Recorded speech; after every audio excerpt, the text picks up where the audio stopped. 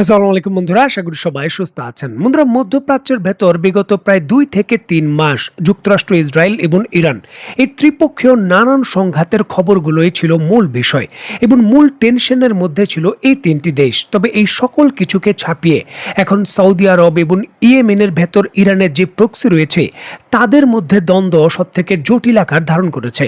ইয়েমেনের বিমানবন্দরের রানওয়েতে সৌদি বিমান বাহিনীর হামলাকে কেন্দ্র করে যেই সংঘাত শুরু হয়েছিল কয়েক সপ্তাহ পূর্বে, সেটি বর্তমানে আরো বড় আকার ধারণ করেছে।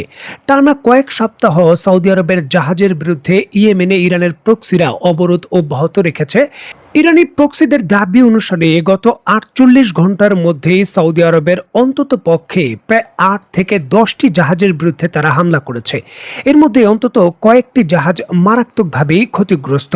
অত্যন্ত গুরুত্বপূর্ণ কৌশলগত মোখাজি বন্দর রয়েছে, তার অবকাঠামো ধ্বংস। এই সকল কিছুর মাঝে নতুন করে সৌদি আরবের তেল ক্ষেত্র এবং বিমানবন্দরে শক্তিশালী হামলা করেছে ইয়েমেনের প্রক্সিরা এবং এই হামলার পরপরই ওই অঞ্চলের ভেতর সৌদি সামরিক বাহিনী সর্বোচ্চ সতর্ক অবস্থায় রয়েছে। এবং অত্যন্ত গুরুত্বপূর্ণ এই বিষয়টিকে কেন্দ্র করে ইরানের প্রক্সির যে সংবাদ মাধ্যম রয়েছে আল মাসিরা তাদের বক্তব্যে জানিয়েছে, সৌদি আরবের যে নাজরান শহরের বিমানবন্দর এবং আরামকোর অত্যন্ত গুরুত্বপূর্ণ এবং সংবেদনশীল যে স্থাপনা রয়েছে সেই স্থানগুলোতে একযোগে তারা হামলা করেছে। মিসাইল এবং ড্রোনগুলো বিমানবন্দর এবং আরামকোর যে তেলের স্থাপনা রয়েছে সেখানে সরাসরি গিয়ে হিট করেছে এবং ওই স্থাপনাগুলো ক্ষতিগ্রস্ত। যদিও সৌদি আরবের পক্ষ থেকে আনুষ্ঠানিকভাবে এই বিষয়ে কোনো মন্তব্য করা হয়নি। হামলার বিষয় স্বীকারও করেনি, অস্বীকারও করেনি, তারা একেবারে নীরব ভূমিকা পালন করছে। দেখুন, এতদিন ইরানের প্রক্সিরা ইয়েমেন থেকে সৌদি আরবের তেল ক্ষেত্র বা তেলের টার্মিনালগুলোতে আক্রমণ করত। বেসামরিক স্থাপনা যেমন ধরুন বিমানবন্দরে আক্রমণের দৃষ্টান্ত তেমন নেই। নতুন করে বিমানবন্দর এবং বিমানবন্দরের যে ফ্যাসিলিটি রয়েছে সেখানে আক্রমণ করা হচ্ছে। এই ক্ষেত্রে ইয়েমেনের প্রক্সিদের বক্তব্য হলো যে এই বিমানবন্দরের রানওয়ে এবং অবকাঠামো ব্যবহার করে একেবারে সীমান্ত এলাকায় সৌদি আরব তার মূল ভূখণ্ড থেকে বিপুল পরিমাণের অস্ত্র মোতায়েন করছে বা পরিবহন করছে। এই জন্যই এই অবকাঠামো তারা ধ্বংস করে দিতে চায়। দেখুন, স্ট্র্যাটেজিকভাবে এটি গুরুত্বপূর্ণ। যেই বিমানবন্দরটিতে আক্রমণ করা হয়েছে এটি ইয়েমেন সীমান্তের একেবারে খুব কাছাকাছির একটি বিমানবন্দর। সামরিক কৌশল হিসাবে এটির ব্যবহার উপযোগিতা খুবই গুরুত্বপূর্ণ।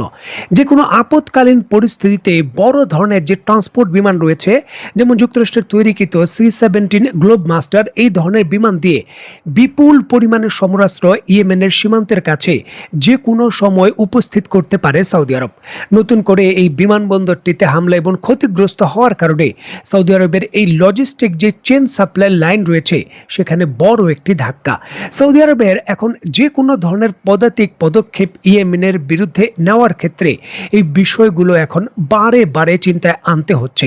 প্রশ্ন হলো, একের পর এক সৌদি আরবের মূল ভূখণ্ডের এই ধরনের স্পর্শকাতর স্থানে যখন ইয়েমেনের ভেতর ইরানের প্রক্সিরা হামলা করছে, তখন সৌদি আরবের নতুন জোটের পক্ষ থেকে পাকিস্তান বা তুরস্ক তারা কি করছে?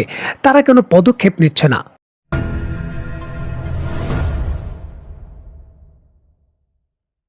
যখন যাত্রীবাহী বিমানে কেউ যাত্রা করে তখন প্রথমে একটি ইনস্ট্রাকশন দেওয়া হয়। কেবিন ক্রুরা এই ইনস্ট্রাকশনটি দেন যে আপৎকালীন পরিস্থিতিতে অক্সিজেন মাস্ক উপর থেকে নিচের দিকে চলে আসবে। প্রথমে নিজের অক্সিজেন মাস্ক পরুন, এরপর অন্যকে সহযোগিতা করুন। তুরস্কের ক্ষেত্রে বিষয়টা এরকমই। নিজের চ্যালেঞ্জ এবং নিজের সীমান্ত রক্ষা করাই আগে গুরুত্বপূর্ণ, তারপর তারা মধ্যপ্রাচ্যের ইরান সংশ্লিষ্ট গুরুত্বপূর্ণ এই ধরনের ইয়েমেন ইস্যুকে কেন্দ্র করে কোনো পদক্ষেপ নিতে পারে। এর পূর্বের ভিডিওতেই আমি বলেছিলাম যে এখানে তুরস্কের জন্য মূল চিন্তার বিষয় এবং চ্যালেঞ্জ হলো গ্রিস এবং সিরিয়া। গ্রিস অলরেডি তাদের মুখোমুখি দাঁড়িয়ে রয়েছে। এমতো অবস্থায় সিরিয়ার ভেতর যুক্তরাষ্ট্র এবং ইসরায়েল যদি তার আধিপত্য বিস্তার করে তাহলে কুর্দিদের সঙ্গে যে ঝামেলা রয়েছে সেটা সমাধান হবে না, বরঞ্চ আরও বাড়বে এবং তুরস্কের অভ্যন্তরীণ জাতীয় স্বার্থে বড় ধরনের পদক্ষেপ হতে পারে। সুতরাং সিরিয়ায় নিজের কন্ট্রোল নেওয়া এবং সিরিয়ায় অবস্থান করা তুরস্কের জন্য গুরুত্বপূর্ণ।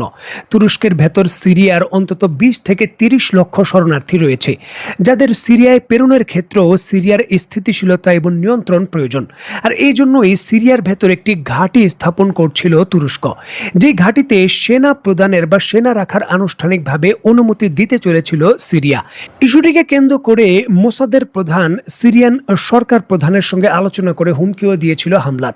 যেহেতু টেলিফোন আলাপের একদিন পরই তুরস্কের সেই নির্মিত ঘাঁটির ভেতর সরাসরি হামলা করে বসেছে ইসরায়েল।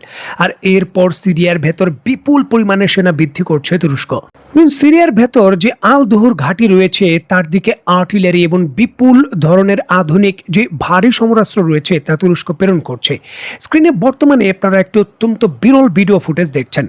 তুরস্ক বিপুল পরিমাণের আধুনিক সমরাস্ত্র এই ঘাঁটিটি রক্ষা করার জন্য বা ঘাঁটিতে অবস্থান নিশ্চিত করার জন্য প্রেরণ করছে। আর্টিলারি থেকে শুরু করে বিভিন্ন ধরনের আধুনিক সরঞ্জাম গোপনে বিপুল পরিমাণে তারা মোতায়েন করছে, যাতে যে কোনো পরিস্থিতিতে ইসরায়েলকে তারা মোকাবেলা করতে পারে এবং সম্ভাব্য বিষয়ে ইসরায়েলের সঙ্গে সিরিয়ার অভ্যন্তরে বড় ধরনের সংঘর্ষে লিপ্ত হতে পারে তুরস্ক।